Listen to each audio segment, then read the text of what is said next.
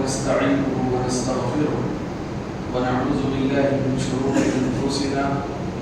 ومن سيئات أعمالنا من يهده الله فلا مضل له ومن يضلله فلا هادي له وأشهد أن لا إله إلا الله وأشهد أن محمدا عبده ورسوله أما بعد فإن خير الحديث كتاب الله وخير الهدي هدي محمد صلى الله عليه وسلم وشر الأمور محدثاتها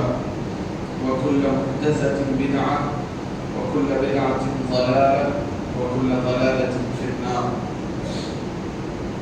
فأعوذ بالله من الشيطان الرجيم. بسم الله الرحمن الرحيم. قال الله تبارك وتعالى في القرآن العظيم: يا أيها الذين آمنوا اتقوا الله حق تقاته ولا تموتن إلا وأنتم مسلمون. وقال الله عز وجل: يا أيها الناس اتقوا ربكم الذي خلقكم من نفس واحدة وخلق منها زوجها وبث منهما رجالا كثيرا ونساء واتقوا الله الذي تساءلون به والأرحام إن الله كان عليكم رقيبا. وقال الله تبارك وتعالى: يا أيها الذين آمنوا اتقوا الله وقولوا قولا سديدا يصلح لكم أعمالكم ويغفر لكم ذنوبكم ومن يطع الله ورسوله فقد فاز فوزا عظيما. قال الله تبارك وتعالى في القرآن العظيم: قاف والقرآن المجيد بل عجبوا أن جاءهم منذر منهم فقال الكافرون هذا شيء عجيب أإذا متنا وكنا ترابا ذلك رجع بعيد قد علمنا ما تنقص الأرض منهم وعندنا كتاب حفيظ بل كذبوا بالحق لما جاءهم فهم في أمر مريج أفلم ينظروا إلى السماء فوقهم كيف بنيناها وزيناها وما لها من فروج والأرض مددناها وألقينا فيها رواسي وأنبتنا فيها من كل زوج بهيج تبصرة وذكرى لكل عبد منيب ونزلنا من السماء ماء مباركا فأنبتنا به جنات وحب الحصيد والنخل باسقات لها طلع نضيد رزقا للعباد وأحيينا به بلدة ميتا كذلك الخروج كذبت قبلهم قوم نوح وأصحاب الرس وثمود وعاد وفرعون وإخوان لوط وأصحاب الأيكة وقوم تبع كل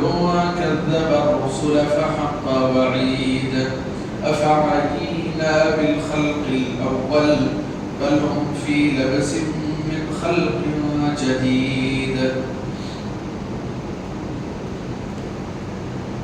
محترم حاضرین جمعہ، پس پردہ قابل احترام معزز خواتین اسلام، سب سے پہلے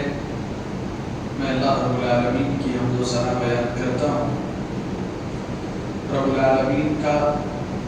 اس کی تمام نعمتوں پر شکر گزار، بالخصوص ہزارہ اور لاکھوں مرتبہ اس بات پر ہم شکر گزار ہیں کہ اس نے ہمیں مسلمان بنایا، توحید پرست بنایا، صراط مستقیم سے نوازا. درود و سلام ہو رب العالمین کے تمام نبیوں پر، تمام پیغمبروں پر، بالخصوص نبی آخر الزمان پر جو ساری کائنات کے لیے رحمت بنا کر کے مبعوث کیے گئے. جن پر اللہ تعالیٰ نے اپنی آخری کتاب قرآن مجید کو نازل کیا اور آپ ہی کی اتباع و پیروی میں ہماری کامیابی ہے۔ صلی اللہ علیہ وعلی آلہ وصحبہ اجمعین۔ محترم حاضرین جمعہ، جیسا کہ آپ تمام اس بات سے بخوبی واقف ہے کہ رمضان کے مہینے سے ہم گزر رہے ہیں۔ نہ صرف رمضان کا مہینہ بلکہ رمضان کے مہینے کی 2 دہائیاں جو ہے گزر چکی ہیں۔ 20 رمضان مکمل ہونے جا رہے ہیں اور رمضان کا جو ایک بڑا حصہ ہے وہ ختم ہو رہا ہے۔ آخری حصے میں ہم قریب داخل ہو جائیں گے۔ 1 تہائی حصہ ہے۔ کچھ باتیں آپ کے سامنے تزکیے کی غرض سے رکھنا چاہوں گا۔ موضوع بارہا آپ سنتے ہیں، آپ ان تمام باتوں سے واقف ہیں، لیکن چونکہ بار بار نصیحت کرنے سے فائدہ پہنچتا ہے، اسی غرض سے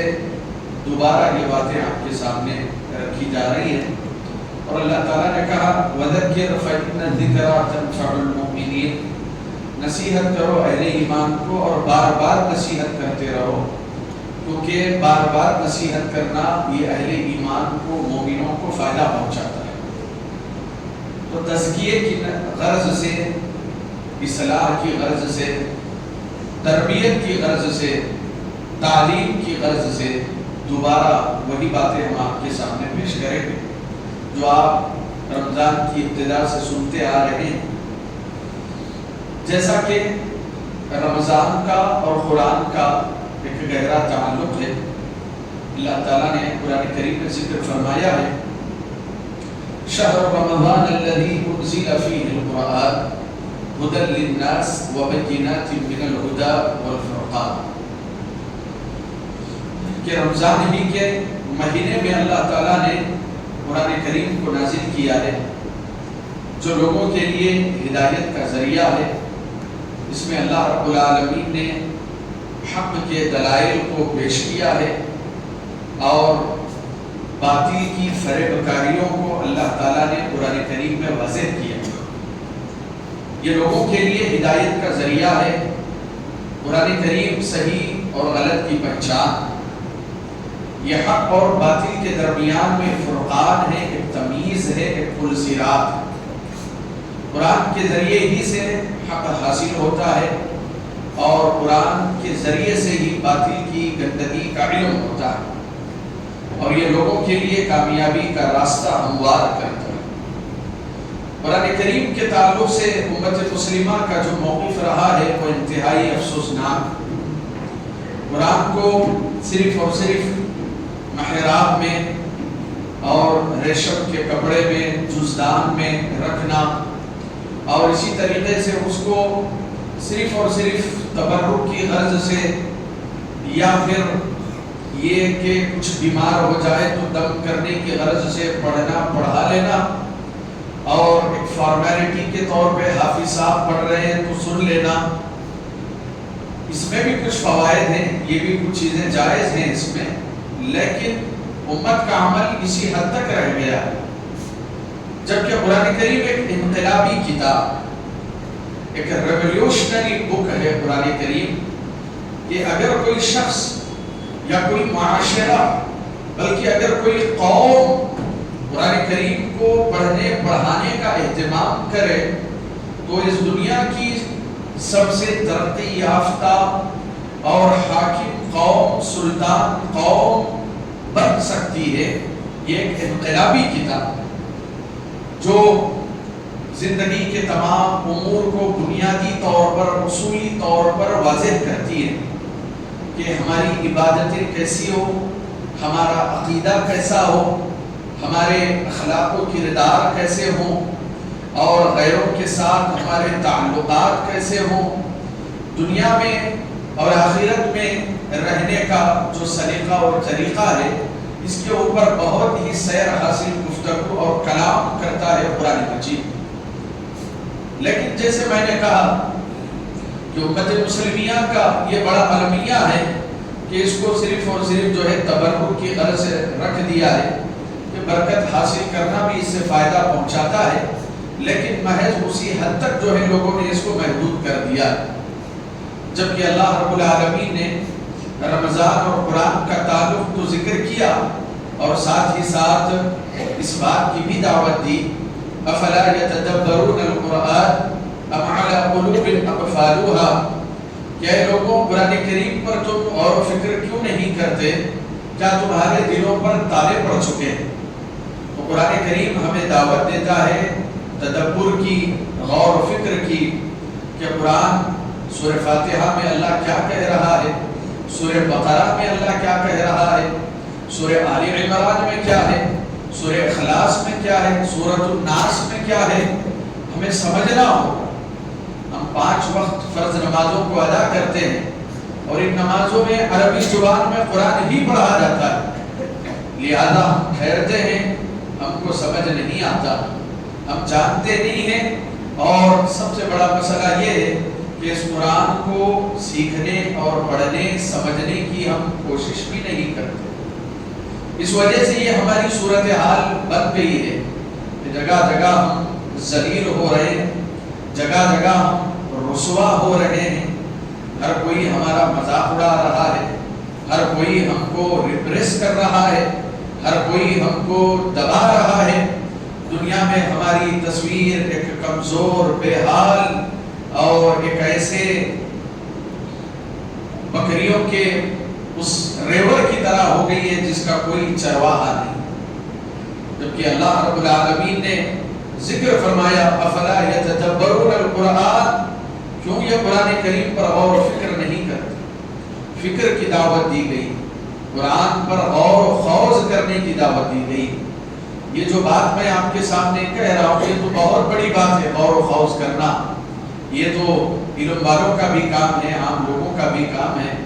لیکن افسوس کا مقام یہ ہے کہ لوگ تدبر کرنا تو دور کی بات ہے، لوگوں کو تلاوت کرنے بھی نہیں آتا. ہمارے معاشرے میں ایسے بہت سے لوگ ہیں جن کی زندگیاں ختم ہو رہی ہے، لیکن قرآن کو جس طریقے سے پڑھنا چاہیے، قرآن کریم کو جس طریقے سے ترتیل کے ساتھ ٹھہر ٹھہر کر کے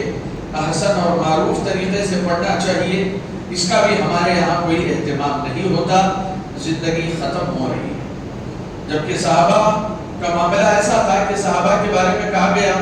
تاریخی روایتوں میں شاید ہی ایسے کوئی صحابی تھے ہوں گے کہ جن کو مکمل قرآن یاد نہ رہا، الا یہ کہ جو بہت آخر میں اسلام قبول کیے. تو ہو سکتا ہے کہ بہت آخر میں آنے کی وجہ سے نبی کے زمانے میں جو نازل ہوا جتنا انہوں نے زمانہ پایا اتنا تو انہیں یاد، بلکہ نہ صرف صحابہ، قرآن کریم کا امت نے، مسلمانوں نے ایسا اہتمام کیا. آپ جو بخاری، مسلم، نسائی، ترمذی حدیث کی کتابیں پڑھتے ہیں، ان کتابوں کے اندر جو روات آتے ہیں، جو حدیثوں کو بیان کرتے ہیں اپنے مشائخ سے، کہا کہ چند ہی ایسے روات ہیں جن کے بارے میں محدثین نے ذکر کیا کہ یہ حدیثوں کو بیان کرتے تھے اپنے اساتذہ سے، صحابہ سے، تابعین سے، لیکن ان کا عیب یہ تھا کہ یہ مکمل قرآن کریم کے حافظ نہیں تھے. سبحان، یہ روات کے بارے میں ذکر کیا جا رہا ہے. اور آج دیکھیں آپ مسلمانوں کی صورتحال کہ کس حد تک جو ہے ہم پہنچ چکے ہیں. حفظ قرآن تو بہت دور کی بات ہے، امت کا ایک مخصوص طبقہ ہے جو مدارس کے ذریعے سے حفاظ کو تیار کرتا ہے، پھر بھی ان کی جو ہے قدر نہیں ہوتی. حفظ قرآن تو بہت دور کی بات ہے، یہاں پر میں تلاوت کی بات کہہ رہا ہوں، ترتیل کے ساتھ، تجوید کے ساتھ قرآن بھی نہیں پڑھ سکتے. اور یہ بازار میں رہنے والے جہلا اور ناخواندہ طبقے کی بات نہیں کر رہا ہوں میں. آپ کے جیسے ماشاءاللہ مساجد میں آنے والے، جماعت کی خدمت سے جڑے ہوئے، علماء سے جڑے ہوئے اور اپنے آپ کو دیندار سمجھنے والا طبقہ بھی قرآن کریم کی تلاوت دیکھ کر کے ناظرہ نہیں پڑھ سکتا. یہ حقیقت ہے. جبکہ اللہ رب العالمین کہہ رہا ہے کہ غور کرو قرآن کریم، اس کی آیتوں کو سمجھنے کی کوشش کرو۔ امام شافعی رحمۃ اللہ علیہ کی سیرت میں ایک واقعہ ذکر کیا جاتا ہے کہ ہمارے اسلاف کا جو تفقہ تھا، تدبر تھا قرآن کریم کو لے کر کے، وہ کس قدر عمدہ تھا۔ امام شافعی رحمۃ اللہ علیہ مکہ سے نکلے اور مختلف ممالک سے علم دین حاصل کر کے واپس مکہ آئے، اور حج کا موسم تھا، لوگ آپ سے سوالات پوچھنے لگے، آپ سے علم حاصل کرنے لگے۔ تو کسی سائل نے یہ سوال پوچھا امام شافعی رحمۃ اللہ علیہ سے کہ میں احرام کی حالت میں ہوں، عمرہ اور حج کی غرض سے ہوں، اس نیت سے ہوں، احرام کی حالت میں نے ایک کیڑے کو رون دیا ہے، مسل دیا ہے، تو اب مجھے جواب چاہیے کہ احرام کی حالت میں نے رون دیا ہے تو کیا مجھ پر کسی طرح کا کوئی کفارہ ہے؟ شریعت اس بارے میں کیا نگرانی ہے، شریعت کی کیا رہنمائی ہے میرے لیے؟ اور اس میں یہ شرط لگائی امام شافعی رحمۃ اللہ علیہ سے کہتے ہوئے کہ مجھے جواب چاہیے اللہ کی کتاب سے، قرآن کریم سے مجھے اس کا جواب چاہیے کہ احرام کی حالت میں کوئی کیڑا اگر رون دے تو اس کا کیا کفارہ ہے اور اس کے لیے کیا شریعت رہنمائی کرتی ہے۔ تمام لوگ موجود تھے اور راوی کا بیان ہے کہ امام شافعی رحمۃ اللہ علیہ کو جب یہ قید رکھی کہ اللہ کی کتاب سے جواب چاہیے تو غور و خوض کیسے ہوتا ہے آپ سنیں گے تو حیرت ہوگی آپ۔ امام شافعی رحمۃ اللہ علیہ نے کہا کہ میں تمہیں جواب دیتا ہوں اللہ کی کتاب سے، تم جب قرآن سے جواب چاہ رہے ہو تو قرآن سے ہی تمہیں جواب ملے گا تمہارے اس مسئلے کے بارے میں۔ کہا کہ اللہ تعالیٰ نے قرآن کریم میں ذکر فرمایا ہے ما آتاکم الرسول فخذوه وما نهاکم عنه فانتهوا، رسول جو چیز تمہیں دے وہ چیز لے لو، اور رسول جس چیز سے منع کرے اس چیز سے رک جاؤ۔ یہ قرآن کریم کی آیت پڑھی، پھر اس کے بعد کہا کہ رسول جو چیز دے اسے لے لو۔ تو اللہ کے رسول صلی اللہ علیہ وسلم نے امت کو یہ رہنمائی دی ہے، کہا کہ اے لوگوں، میری وفات کے بعد تم آپس میں بہت سا اختلاف پاؤ گے، بہت سارے مسائل میں لوگوں کی الگ الگ رائے، الگ الگ خیالات لوگوں کے آئیں گے، بڑا اختلاف ہوگا۔ لہذا میری وفات کے بعد جب اس طرح کا تم اختلاف دیکھو تو تم پر یہ لازم ہے علیکم بسنتی کہ میری سنت اور میرے طریقے کو لازم پکڑنا، وسنت الخلفاء الراشدین المہدیین، اور میرے ہدایت یافتہ خلفائے راشدین کے طریقے کو بھی لازم پکڑنا۔ پھر اس کے بعد کہا کہ میں نے قرآن کی آیت پڑھی جہاں سے رسول کی حدیثیں اور سنتوں کو لینے کا حکم ہے، پھر میں نے تمہارے سامنے حدیث پڑھی جس میں اللہ کے رسول کہہ رہے ہیں کہ خلفائے راشدین کے طریقے کو بھی لازم پکڑنا ہے۔ تو خلفائے راشدین میں سر فہرست ابو بکر صدیق رضی اللہ عنہ، اس کے بعد عمر بن خطاب رضی اللہ عنہ۔ کہا کہ عمر بن خطاب رضی اللہ عنہ حج کی مناسبت سے ایسے ہی آئے ہوئے تھے، اور جیسے تم نے احرام کی حالت میں یہ مسئلہ مجھ سے پوچھا، ویسے ہی ایک شخص نے عمر بن خطاب رضی اللہ عنہ سے پوچھا کہ اے عمر، اے امیر المؤمنین، احرام کی حالت میں نے فلاں چیز کو، موذی چیز کو، کیڑے کو رون دیا ہے، کیا مجھ پر کفارہ ہے؟ تو عمر بن خطاب رضی اللہ عنہ نے اس کا جواب دیتے ہوئے کہا تھا لا شیء علیک، تجھ پر کسی طرح کا کوئی کفارہ نہیں۔ تو آپ دیکھیں امام شافعی رحمۃ اللہ علیہ کا فہم قرآن دے، تدبر قرآن دیکھے کہ اس نے کہا کہ مجھے اللہ کی کتاب سے جواب چاہیے، تو قرآن کریم کی آیت پڑھی، وہاں سے رسول کی حدیث کی طرف آئے، رسول کی حدیث کی طرف سے خلفائے راشدین کی سنت کو لازم پکڑنے کا جو طریقہ ذکر کیا گیا اس پر آئے، اور وہاں سے صورت مسئلہ میں عمر بن خطاب رضی اللہ عنہ نے جو جواب دیا وہ جواب اس کو بیان کر دیا۔ کہا کہ ھذا الجواب من کتاب اللہ، یہ جواب ہے اللہ تعالیٰ کی کتاب سے۔ تو یہ ہوتا ہے فہم قرآن، یہ ہوتا ہے تدبر قرآن، کہ اپنے مسائل کو ایسے حل کیا کرتے تھے ہمارے اسلاف، کہ قرآن و سنت کو انہوں نے علم بنایا تھا، قرآن و سنت کو انہوں نے نور بنایا تھا، قرآن و سنت کو انہوں نے اپنی زندگی کی ایک مشعل اور رہنمائی مقرر کر دی تھی۔ اور اسی طریقے سے رمضان اور قرآن کے بعد حدیث میں جو ذکر کیا گیا وہ یہ ہے کہ اللہ کے رسول صلی اللہ علیہ وسلم رمضان میں قرآن کا اتنا اہتمام کرتے تھے۔ یہاں پر اہتمام سے مراد یہ ہے کہ آپ خود بھی پڑھیں، آپ خود بھی جو ہے تلاوت کریں، ورنہ عام طور سے ہوتا یہ ہے کہ ساری ذمہ داری جو ہے حافظ صاحب کے اوپر مقرر کر دی جاتی ہے اور لوگ جو ہے پیچھے ٹھہر کے سنتے ہیں اور چلے جاتے ہیں۔ قرآن آپ خود بھی پڑھیے، ان کی ذمہ داری نہیں ہے، وہ آپ کی اپنی ذمہ داری ہے کہ آپ بھی وقت نکالیں، قرآن کریم کی تلاوت کریں۔ یہاں تک کہ اللہ کے رسول ہر رمضان کو 23 سال میں پورا قرآن نازل ہوا، تو ہر رمضان میں اللہ کے رسول کا یہ معمول تھا کہ جتنا قرآن نازل ہوا اس کا مذاکرہ کرتے تھے۔ جبرائیل علیہ السلام کو جو بھی نازل ہوا وہ حفظ سناتے تھے، یہاں تک کہ کہا گیا کہ جس سال اللہ کے رسول صلی اللہ علیہ وسلم کی وفات ہونی تھی، اللہ کے رسول صلی اللہ علیہ وسلم نے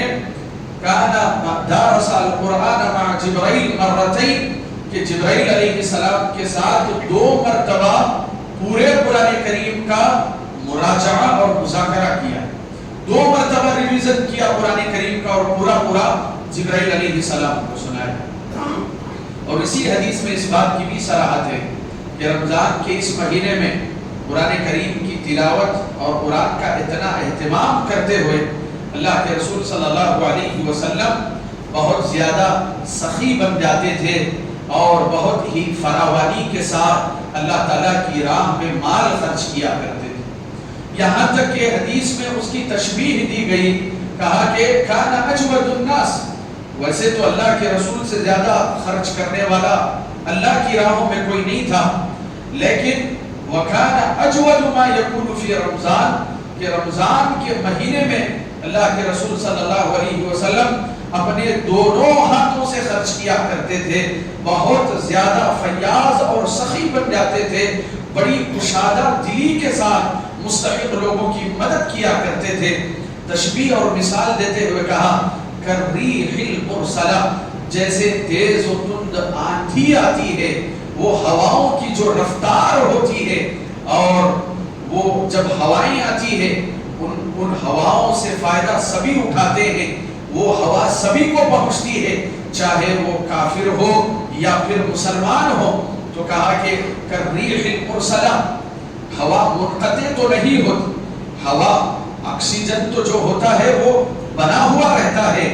تو کہا کہ کَالرِّیحِ الْمُرْسَلَةِ۔ تو اللہ کے رسول صلی اللہ علیہ وسلم رمضان میں ایسے ہی سخی بنے ہوئے رہتے تھے، مسلسل خرچ کرتے تھے، ایسا نہیں کہ کچھ دیا پھر ہاتھ روک لیا۔ اللہ کے رسول صلی اللہ علیہ وسلم اس عمل پر مداومت کے ساتھ لا تنقطع، انفاق کا جو عمل تھا اس پر اللہ کے رسول مسلسل قائم تھے یہاں تک کہ رمضان مکمل ہو جاتا۔ تو یہ ایک رمضان کا قرآن کریم کے ساتھ ساتھ انفاق کا بھی بڑا گہرا تعلق ہے۔ اور اسی طریقے سے رمضان کے آخری عشرے میں کچھ اللہ کے رسول صلی اللہ علیہ وسلم کے خاص عمل تھے جس کی رہنمائی اللہ کے رسول صلی اللہ علیہ وسلم نے ہم کو بھی کی۔ اور میرے بھائیوں، یہ بات قابل غور ہے، اللہ کے رسول صلی اللہ علیہ وسلم نے بیان فرمایا ہے کہ جب تم نماز پڑھتے ہو تو اپنی ہر نماز کو ایسی نماز بناؤ صلاۃ المودع، یعنی کہ ایسی نماز ہو گویا کہ آخری نماز، آپ جمعہ پڑھنے کے لیے آئے ہیں، نماز ایسی پڑھنی ہے اس میں اتنا خشوع اتنا خضوع ہونا چاہیے، اللہ رب العالمین سے اتنی محبت اتنا لگاؤ ہونا چاہیے کہ آدمی کو اس بات کا یقین ہو نماز پڑھتے وقت، ہو سکتا ہے اب جمعہ میں پڑھ رہا ہوں اس نماز کو میں بہتر سے بہتر بناؤں، ہو سکتا ہے عصر کی نماز کا وقت کچھ کرنا ہے، کیونکہ ممکن ہے کہ وہی شخص انتقال نہیں کرتا جو بیمار ہو، بہت سارے صحت مند اچھے خاصے ہڈے کٹے مضبوط لوگ، اسٹرانگ لوگ، پاورفل لوگ، ایسے لوگوں کے اوپر بھی موت کا وقت اچانک آ جاتا ہے۔ تو اللہ کے رسول نے وصیت کی نماز ایسی پڑھ گویا کہ تیری آخری نماز، کتنا وقت رہ جاتا ہے جمعہ کے بعد سے لے کر کے، اگر آپ عصر کی نماز کا اگر دورانیہ دیتے وقفہ دیتے 2.5 گھنٹے کا زیادہ سے زیادہ وقت ہوگا، اس سے زیادہ تو نہیں ہوگا۔ کہا کہ اتنی دیر میں بھی آپ مطمئن اور کنفرم نہیں رہ سکتے کہ دوسری نماز کا وقت مجھ پر آئے گا. تو جب نماز کے بارے میں اللہ کے رسول صلی اللہ علیہ وسلم کی یہ تاکید ہے تو پھر رمضان کے بارے میں, یہ رمضان سے ہم گزر رہے ہیں, اس رمضان کو میں بہتر بناؤں, اس رمضان کو میں سنجی ڈالوں, اس رمضان میں خوب عبادتیں کروں, خوب اللہ کو یاد کروں, کیونکہ گارنٹی نہیں ہے. جب ایک نماز سے دوسری نماز کی گارنٹی نہیں تو پھر اس رمضان سے آئندہ رمضان کی گارنٹی کیسے ہو سکتی؟ لہذا ابھی بھی وقت, یہ رمضان کو جو ایسے ہی جنہوں نے گزارا ہے معصیتوں میں, نافرمانیوں میں, اور اس کو ہلکے میں لے لیا, کسی طرح کی توجہ نہیں دی, بازاروں میں گھومتے پھرتے رہے اور اس کا خاطر خواہ اہتمام نہیں کیا, ابھی بھی وقت ہے. آخری عشرہ اللہ رب العالمین پھر سے توفیق عنایت کر رہا ہے, اپنی رحمت کی برکھا نازل کر رہا ہے. آخری عشرہ ہے, اس عشرے کی ایک ایک گھڑی کو, ایک ایک لمحے کو غنیمت جان کہ یہاں پر اللہ رب العالمین نے تمہارے لیے لیلۃ القدر کا انتظام کیا. لیلۃ القدر کے سلسلے میں آپ یہ بات جانیں کہ دو چیزیں, یہ آج پہلی تاخیرات ہوگی, دو چیزیں جو ہم کو عطا کی گئی ہے, ہم سے پہلے دنیا میں کسی بھی قوم کو وہ دو چیزیں نہیں دی گئی. دو چیزیں کیا ہے؟ یہ جمعہ جس کا آج ہم اہتمام کر رہے ہیں, جس میں آپ شامل ہیں, یہ جمعہ کسی قوم کو نہیں دیا گیا. یہودیوں کے لیے تو ہفتے کا دن تھا, عیسائیوں اور نصرانیوں کے لیے تو اتوار کا دن تھا, اور ہمارے لیے اللہ رب العالمین نے اس کے بعد والا دن نہیں رکھا بلکہ اس سے پہلے والا دن ہم کو عطا کیا اور پر فوقیت عطا کی. کہا کہ یوم الجمعہ, جمعہ کا دن یہ تمہارے لیے, یہ پچھلی کسی قوم کو نہیں ملا ہے جمعہ, یہ اللہ تعالیٰ نے یہ اعزاز ہم کو عطا کیا ہے. اور اسی طریقے سے دوسرا کیا ہے؟ دوسرا معاملہ ہے لیلۃ القدر کا, کیونکہ اگر آپ سابقہ قوموں کی تاریخ پڑھیں گے, قرآن کریم کو جانچیں گے, تو قرآن آپ کو یہ کہتا ہوا شاہد نظر آئے گا, گواہی دے گا کہ کتنی قومیں, کہ کوئی 1000 سال جی رہی ہے دنیا میں, کوئی 2000 سال زندہ. نوح علیہ السلام 950 سال تک اپنی قوم کو توحید کی دعوت دے رہے ہیں, بڑی لمبی عمریں ہیں ان کی. اور امت محمدیہ کے تعلق سے کیا کہا اللہ کے رسول نے؟ کہا اعمار امتی ما بین 60 الی 70. اللہ کے رسول نے جیسے کہا, حدیث کے عین موافق آپ کی وفات ہوئی. اللہ کے رسول نے کہا میری امت کی عمریں, میری امت کے مرد اور عورت, ان کی زیادہ تر غالباً جو عمر ہے وہ 60 سے 70 سال کے درمیان. اللہ کے رسول نے جو کہا آپ کا انتقال 63 سال کی عمر میں ہوا, کہا کہ میری امت زندہ رہے گی 60 سے 70 سال, ان کے زندگی جینے کا دورانیہ ہے. اب اگر کوئی آگے بڑھ جائے تو یہ اللہ تعالیٰ کی طرف سے ہے, لیکن عموماً زیادہ تر اکثریت اس درمیان میں انتقال کر جائے گی. یہ اللہ کے رسول صلی اللہ علیہ وسلم کی حدیث. اب اگر کوئی شخص کمپیئر کرے, تقابل کرے, بھئی نوح علیہ السلام کے زمانے میں تو کوئی 1500 سال جی رہا ہے, کوئی 2000 سال جی رہا ہے, کوئی 500 سال کی عمر لے کر کے آیا, ظاہر سی بات ہے ان کی عبادتیں بڑی ہوں گی, ان کا اجر و ثواب بھی تو بڑھ جائے گا جب زیادہ وقت پایا ہے. اور ہم کیا ہے, اسی میں جوانی ہے اور اسی میں بڑھاپا ہے اور اسی میں بچپن, تمام زندگی کے مراحل اسی میں جمع ہو گئے. ہم کو تو وقت عبادت کا بہت کم ملا. اہل علم نے اس کا جواب دیا کہ اگر آپ صحیح وقت کا استعمال کریں گے تو اللہ تعالیٰ نے آپ کو جو چیز عطا کی ہے, اس کو اگر آپ اپنا لیں گے تو سابقہ قوموں پر بھی آپ فوقیت حاصل کر سکتے ہیں. وہ کیا ہے؟ لیلۃ القدر. لیلۃ القدر کے بارے میں پوری سورہ اللہ تعالیٰ نے نازل کی. اللہ نے کہا انا انزلناہ فی لیلۃ القدر وما ادراک ما لیلۃ القدر لیلۃ القدر خیر من 1000 شہر. اب آپ کیلکولیشن کر لیجئے کہ اللہ تعالیٰ کہہ رہا ہے کہ اگر راتوں میں اگر کسی نے ایک لیلۃ القدر کو پا لیا, من 1000 شہر, 1000 مہینے اگر کوئی مستقل عبادت کرتا ہے اور کوئی شخص ایک لیلۃ القدر ایک رات کو پا لیتا ہے تو اس کا لیلۃ القدر کو پا لینا 1000 مہینے عبادت کرنے والے سے بھی افضل. اب کسی کی عمر 40 سال ہے، کسی کی 35 45 50 سال، اگر کوئی شخص ہر رمضان میں اپنی زندگی کے گزرے ہوئے، اگر وہ شخص پوری جستجو کے ساتھ اس نے لیلۃ القدر کو تلاش کیا، یوں سمجھے کہ مثال کے طور پر اگر کسی نے 20 لیلۃ القدر کو 20 سال میں 20 لیلۃ القدر کو پا لیا، تو پھر آپ اس کا حساب ڈالیے،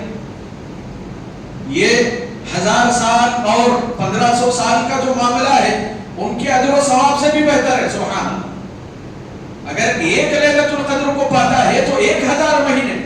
اگر اپنی زندگی میں 20-25 رمضان گزارے اور ہر رمضان میں تلاش کر کے لیلۃ القدر کو پا لیا، تو یہ تو ان سابقہ قوموں سے بھی افضل ہے اور ان سے بھی بہتر. لہذا یہ بونس یہ اللہ رب العالمین کی طرف سے آفر کہ آپ تاخراتوں میں لیلۃ القدر کو تلاش کریں. اور ہمارے یہاں لیلۃ القدر کو تلاش کرنے کا مقصد کیا ہے؟ ہمارے نوجوان عشاء کی نماز پڑھتے ہیں، بازاروں میں باہر نکل جاتے ہیں، خریداری چلتی ہے اور گپ شپ چلتا ہے، اور باہر نکل کے جو ہے نکڑوں پر تماشے چلتے ہیں، اور جب سحر کا وقت ہوتا ہے تو کھانا کھا کے آرام کر لیتے ہیں. یہ لیلۃ القدر نہیں ہے. کسی نے بھی اس طریقے سے لیلۃ القدر کی تفسیر نہیں کی ہے، اللہ معاف کرے. لیلۃ القدر کا مطلب یہ ہوتا ہے اس کو تلاش کرنے کا کہ آپ اللہ کے رسول صلی اللہ علیہ وسلم کے بارے میں اما عائشہ رضی اللہ عنہا کہتی ہے کہ اذا دخل فی 10 اواخر من رمضان،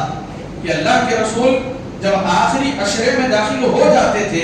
رمضان کے، یعنی کہ پہلی تاخرات، تو کہا کہ جب آخری عشرے میں اللہ کے رسول داخل ہو جاتے تھے، شد مئزرہ، اللہ کے رسول اپنی کمر کس لیتے تھے، ایقظ اہلہ، اپنے گھر والوں کو بھی بیدار کر دیتے تھے، احیا لیلہ، اللہ کے رسول رات میں بیدار رہتے تھے. مقصد کیا رہتا تھا؟ ذکر، دعا، تلاوت، نماز، ذکر و اذکار، اللہ کی یاد، یہ مقصد ہوتا کہ نوافل کا آپ اہتمام کریں، قرآن کریم کی تلاوت کا اہتمام کریں. ہمارے یہاں سلفی مساجد میں بھی یہ چیز بہت عام ہوتی جا رہی ہے کہ تاخراتوں کا مطلب صرف یہ رہا کہ عالم صاحب کو بٹھا کر کے آدھا گھنٹہ ان کا لیکچر سن لیا جائے، پھر اس کے بعد ذمہ داری ہماری پوری ہو گئی، تاخرات ہماری مکمل ہو گئی، اب صرف سحر کی جو پہلی مجلس ہے اس میں ہم کو بیٹھنا. یہ مقصد نہیں. بیانات کرنا، تقریریں کرنا، یہ بھی اللہ تعالیٰ کی عبادت کا ایک حصہ ہے، جواز کے حد تک جائز ہے. لیکن ساری رات صرف تقریریں سنتے رہنا، لمبے لمبے بیانات سنتے رہنا، اور پھر اس کے بعد بیٹھ کر کے جو ہے جماعت میں فلاں کیسا ہے فلاں کیسا ہے، غیبتیں کرنا، نکتہ چینیاں کرنا، اس طریقے سے تاخراتیں گزر رہی ہے ہماری. حالات کو بدلو، اپنی ان عادتوں کو بدلو، اور جو آخری عشرے کی صحیح جو روح ہوتی ہے، جو صحیح معنوی تفسیر اللہ کے رسول اور صحابہ نے اپنائی ہے، اس کو اپنانے کی کوشش کرو. اور اسی طریقے سے یہ بات یاد رکھیں کہ امام احمد بن حنبل رحمۃ اللہ علیہ کے بارے میں ان کے شاگرد یزید بن ہارون رحمۃ اللہ علیہ نے بڑی عمدہ بات کہی کہ یہی ایک مومن کی صفت بھی ہوتی ہے. کیا کہا کہ میں نے جب بھی امام احمد بن حنبل رحمۃ اللہ علیہ کو دیکھا تو ان کا جو دن دیکھا میں نے، حالیہ پریزنٹ جو دن دیکھا، ان کے پاسٹ والے دن سے بہتر تھا. یہ بات سمجھے آپ؟ کہا کہ آج جو میں دیکھ رہا ہوں امام احمد کو نماز پڑھتے ہوئے، تو آج کی جو نماز تھی امام احمد کی، وہ کل والی نماز سے زیادہ بہتر تھی. تو میں نے دیکھا کہ ساری زندگی یہ معاملہ ہوتا تھا کہ ان کا آج کا روزہ پہلے والے روزے سے بہتر ہوتا تھا، آج کی نماز پہلی والی نماز سے زیادہ بہتر ہوتی تھی، آج کی عبادتیں پہلی والی عبادتوں سے، اور دن بدن اس میں ترقی ہوتی جاتی تھی. کیا مطلب؟ مطلب یہ کہ شروع کے جو آپ نے 10 ایام گزارے ہیں اس سے بہتر آپ کے بقیہ ایام ہونے چاہیے، اور جو 20 دن آپ نے رمضان کے گزارے ہیں ان 20 دنوں سے بہتر آپ کے یہ آخری جو ہے ایام ہونے چاہیے. بہتر بناؤ، کمال پر پہنچو. اور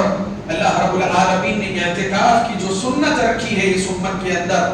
وہ اسی وجہ سے. اعتکاف کا کیا مطلب کہ بھئی 20 دن تو آدمی عبادت میں رہتا ہی، تہجد کا اہتمام کر رہا ہے، دن بھر بھوکا پیاسا رہ رہا ہے، اتنی تکلیف اور شدت کو برداشت کر رہا ہے، نوافل کا اہتمام ہے، فرائض کا اہتمام ہے، پھر یہاں پہ معاملہ اور بڑھ جاتا ہے کہ اعتکاف کا بھی اہتمام۔ اعتکاف کیا ہے؟ دراصل میں ساری دنیا داری چھوڑ کر کے آدمی اپنے آپ کو وقف کر دے کچھ ایام کے لیے خالص اللہ تعالیٰ کی عبادت کی، کیونکہ اس کے ذریعے سے کیا ہوگا؟ آدمی اپنے ایمان کے کمال تک پہنچتا ہے۔ ایمان میں درجات ہوتے ہیں، آپ کا میرا ایمان ابو بکر رضی اللہ عنہ کے ایمان جیسا نہیں ہے، آپ کا میرا ایمان عمر رضی اللہ عنہ جیسا ایمان نہیں ہے، کیونکہ وہ صحابہ کمال ایمان کو پہنچ گئے۔ تو آدمی جس قدر شوق کے ساتھ محنت کرے گا، اللہ کی عبادت کرے گا، درجہ بدرجہ وقتاً فوقتاً وہ اپنے کمال ایمان کی منزلوں کو طے کرتا ہے، وہ اپنے درجات کو طے کرتے ہوئے اللہ تعالیٰ کا قریبی بندہ بن جاتا ہے۔ یہ مقصد ہے آخری عشرے کا۔ اللہ رب العالمین سے دعا کرتا ہوں کہ اللہ رب العالمین ہم تمام کو اپنی رحمت سے فائدہ اٹھانے کی توفیق عنایت فرمائے،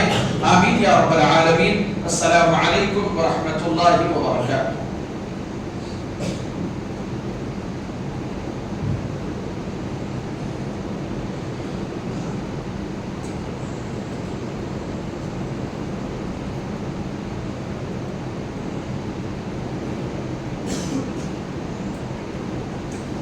إن الحمد لله نحمده ونستعينه ونستغفره ونعوذ بالله من شرور أنفسنا ومن سيئات أعمالنا، من يهده الله فلا مضل له ومن يضلله فلا هادي له، وأشهد أن لا إله إلا الله وأشهد أن محمدا عبده ورسوله، أما بعد فإن خير الحديث كتاب الله وخير الهدي هدي محمد صلى الله عليه وسلم، وشر الأمور محدثاتها وكل محدثة بدعة وكل بدعة ضلالة وكل ضلالة في النار، فأعوذ بالله من الشيطان الرجيم، بسم الله الرحمن الرحيم، إن الله يأمر بالعدل والإحسان وإيتاء ذي القربى وينهى عن الفحشاء والمنكر والبغي يعظكم لعلكم تذكرون، اذكروا الله يذكركم وادعوه يستجب لكم، ولذكر الله تعالى أولى جل وأعظم وأتم وأكبر۔